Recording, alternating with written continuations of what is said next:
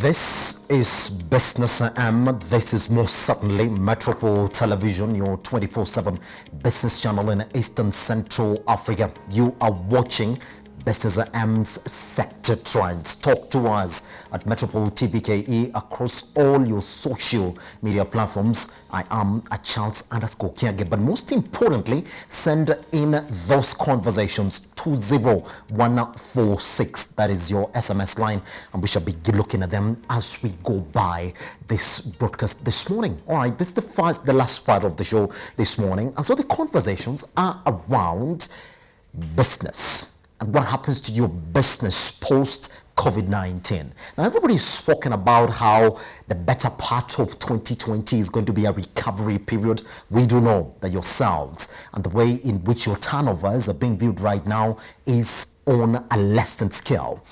Thing being, therefore, how are you supposed to position your business post COVID-19?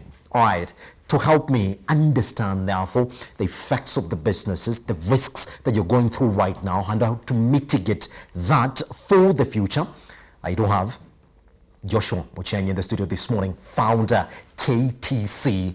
Let's help you, therefore, understand how to position your business post COVID-19. I say this every morning. Take out that pen and paper. It's time for you to do those important notes so you do know you want to be in business in 2021. Mr. Osheng, yes. Welcome to Metropole Television. Asante. It's a conversation that everybody really wants to get from you. That businesses are getting affected right now.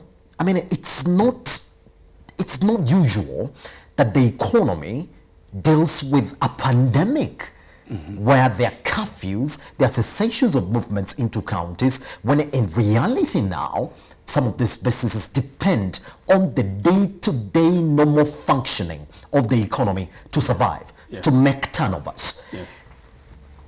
What is the biggest risk, therefore, that a business should be thinking about mitigating right now as they look to come back post-COVID-19?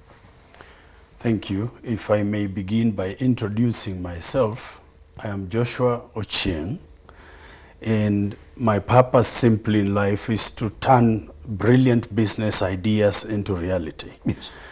To mean, as we talk even today, there are individuals who are thinking beyond today. And I get conversations, I hold meetings with people online, and their concern is, how do we stay afloat even during this time? What I have noticed, my brother, is that for the last 40 days that I've been locked inside the house and working from inside the house, not even a single person has knocked my door. Not even a single person has given me a call to ask me whether I need a product. So I am left to wander through the internet looking for anything I need. If I need a piece of bread, I have to look for it online. I have to go out there. What that does, that simply tell you, it tells you that people are often not prepared for times like this. To mean, nobody is aggressive enough to knock doors like we used to do back then when we were learning how to sell anything. Nobody is calling, for example, this time numbers are available out there, and there are nobody looking for you. So positioning our businesses now will basically entail going back to the drawing board to assess and find out what areas are we lacking as small businesses. As I've said, my focus is on SMEs. And what is the SME lacking to meet the current needs in the market? For example, if we were to migrate all of us and go online, and we say beyond COVID-19, we are specifically going to reach out to people and deliver products at their doorstep in the shortest time possible. What infrastructure do we need? Do we have the manpower to do that? Things like that. Yes. Yeah.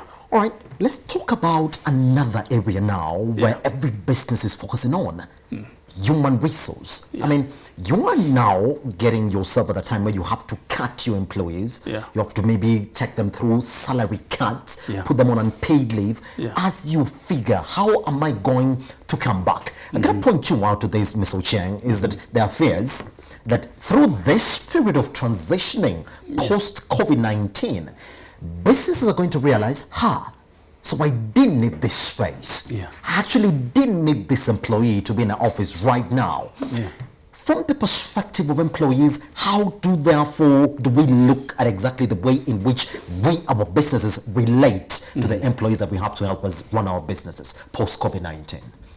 Now, let me pull for you a story that might not relate to COVID-19, but I will marry it when I'm concluding on what you've asked. Yes. Back then, I used to be employed. And something happened at my workplace that landed me into remand for almost a month. I was not there to feed my family. I was not there to meet my bills. And when I returned, I lost my job.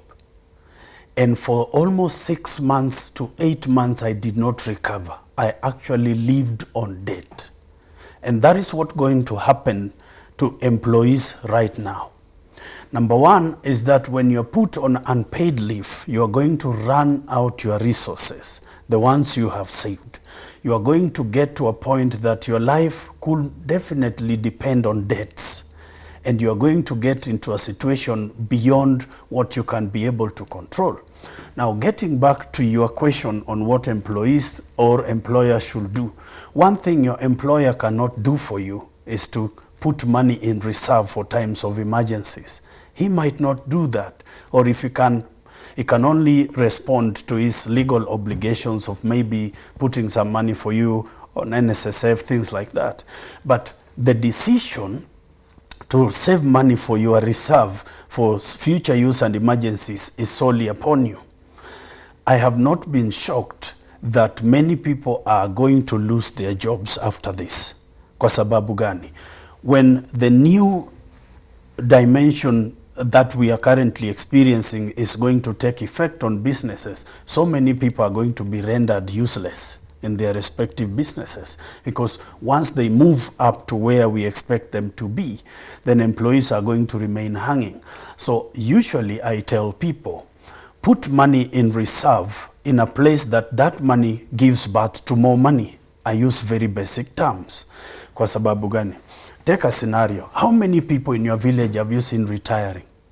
So many. So many. Did they retire with anything? And that was not a crisis by then, because they worked through their lives and saw the imminent happen that we are going to retire, and they retired with nothing. The same happens today. If you are retrenched today, will you survive on your resources and reserve for another 6 months without employment? It happened to me, it can happen to somebody else, and that is what's going to happen. And therefore, it is not the duty of the employer, not unless they are very generous, to keep reminding you that you need to set money in investment in places that money produces more money even in your sleep. But most employees go there to work and get the paycheck. The paycheck will not build you the house you want. The paycheck will not get you through crisis. It is the money you put in reserve that continuously replicates that will save you out of trouble. Pretty much. Yes. Isn't it? All right. Now, there's another perspective that everybody now is looking at. Yeah.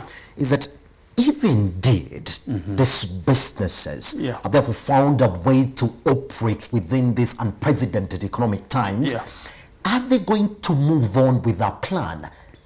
Is that a lesson for you that after COVID-19, therefore, Joshua, stick to that plan? Yeah. Because that's exactly what we expect to happen post-COVID-19. Yeah. Or are you going to put aside this plan that has worked for you during this COVID-19 pandemic and say, well, we are done with it, so 2021 is a time when I'm going to go back to where I was?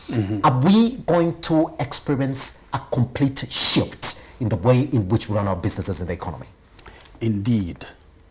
The reason I say that is because even those who sit down to help companies set up strategic plans Yes.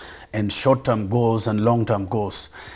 We are required at the end of this document or at the end of that implementation process to make sure that we review and we refocus. To mean, you might have planned as a company during the month of January that this is where we want to be by December. Yes. But that has been interrupted. That calls then for a review.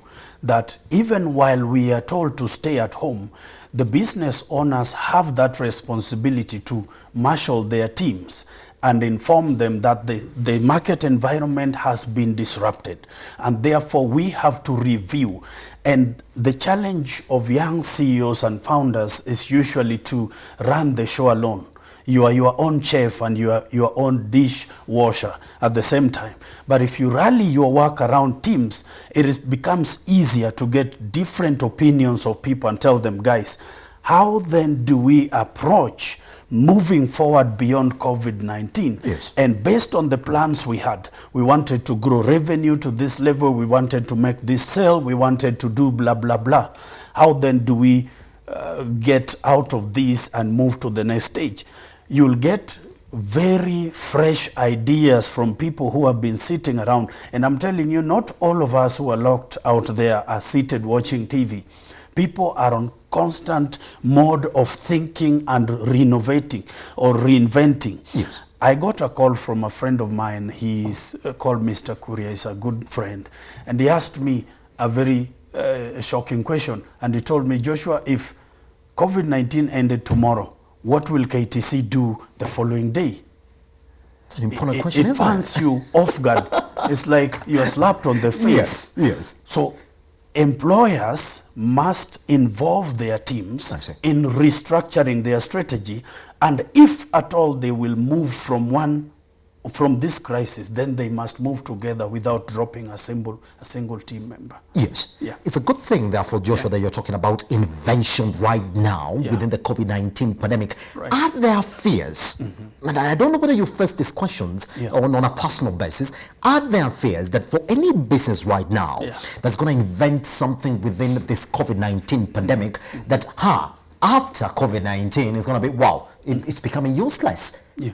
Is there any fear? Should a business fear that whatever it is they've engineered right now during the COVID-19 pandemic, that is what is going to sustain them post-COVID-19, or is it going to be viewed as a mitigation during this pandemic? It could be that the strategies we have now, Yes. they are specifically for such a time as this. Yes. But every strategy must stand a test of time. I see. And that's what we teach when we talk about strategy. There is the piloting phase. The piloting phase could be this COVID-19 period. And if it fails at the piloting stage, then it cannot stand the test of time to move even beyond COVID-19. But some innovations will stand the test of time because probably they are going to meet the next level of needs in the market. Yes. Yes. All right. I know there's some concerns that you've already spoken to business persons, and I'm here, but we're already talking about the small business owner Yes. who right now, they find themselves in a very tight situation. Yeah. Probably they hadn't built the infrastructure to sort of lead them into COVID-19 and out of COVID-19. Yeah. For a business owner right now, Joshua, what should be on top of your priority in terms of the things that you're doing right for your business? Now, most recently, I was running a class on business startups and management online. Yes. And one of the things I mentioned in that class was that if you are not online in this period of time, then you are not in business. I see. To mean, if it will take me 30 minutes to look for one product, then somebody is not doing their job. That's it. So moving to the next level means, number one, as I usually say, the first thing is to set systems in place. What is the need in the market? And how can we meet the needs of the clients and sustain the pace without losing a single minute? Yes. For example, the next level of businesses are going to include deliveries at your doorsteps. Though it has been there, but this time you are going to see more aggressive lot than you've ever seen before.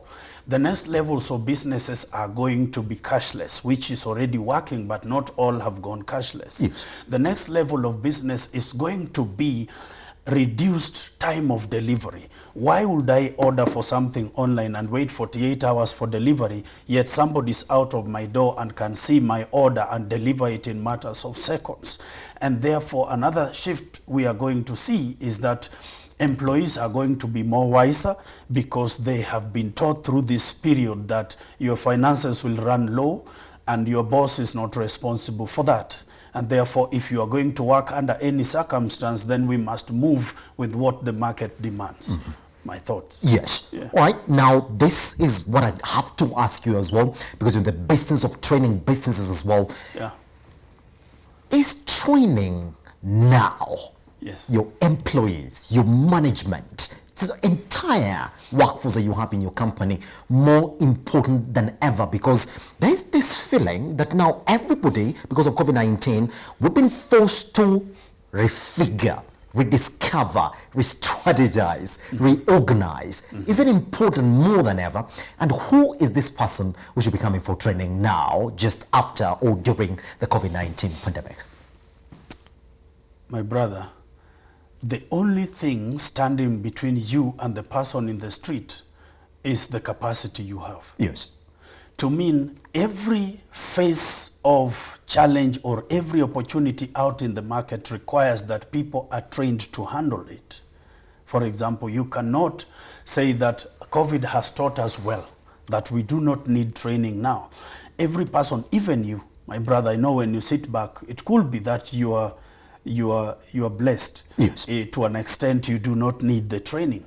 But you could be an expert in this area where we are sitting now. Yes. But you are not expert in managing even your personal finances. There is going to be a great need across the Republic or across the globe for people to be taught on certain areas, including personal financial management, including how to handle crisis. And CEOs are going to invest into what we call change management training. Yes. How do you handle change, and how do you emerge and thrive even beyond the crisis? The need for change has never stopped. Yes. Every person, the only thing standing between success and between you and success is usually capacity. Yes. So I insist that every employer, upon return or even during this time that people are home, can we make use of technology to educate our employees and to train our teams to be able even to prepare themselves beyond the COVID-19. Yeah, which is really very important, because if you're moving as a business, then you gotta encompass everybody on the channel that you're taking, isn't it? Which therefore also begs this question: do you feel that as an economy, we've seen the need for training? Therefore, have you been receiving requests on exactly what on training during this COVID-19 pandemic? Usually, trainings are birthed out of what I call training needs assessment. Yes, yes. As we talk now, this thing found many businesses unprepared. And the only request we are currently receiving is simple questions that CEOs ask. What is next, Joshua? What do we do? I see. And there is a way we do this as Is, trainers. is that pointing out to a lack? Yes. Yes. It is. That means that even themselves, Yes. they are not aware of what is happening or what to do. Yes. And therefore they need that private conversation that you go out there and have a talk I see. and say, guys, this is what you do when you're a CEO running this level of business, and this is exactly what will move your business forward. So concerning your question in terms of do I receive training requests? Yes. For example, every day at 8 p.m. to 9 p.m. I run online classes. Yes, yes. If you go to my Zoom account, you'll realize that I do trainings for 1 hour every day, from Monday to Sunday. I do not rest. It's either for teams or individuals Yes. that we have one-on-one with, and beforehand we make arrangements on exactly what would you want us to get you through. Yes. And that is what we do on a day-to-day basis. I cannot say that people are making requests. Yes. Training must be constant. Pretty much, isn't it? Therefore, Joshua, as we sort of cap this conversation, talk to me about what your ideal business will be doing right now that is going to make it have a proper face post COVID-19 pandemic.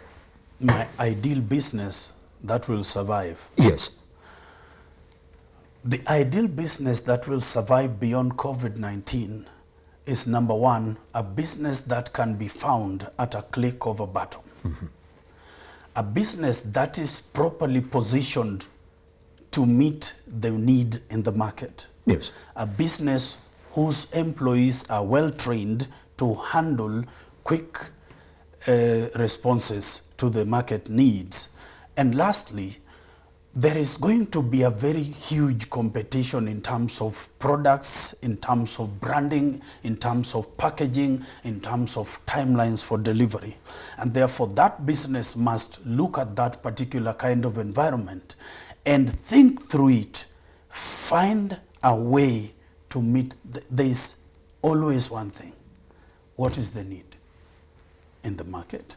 And if that is answered, then once you answer the need in the market, how then do we deliver value?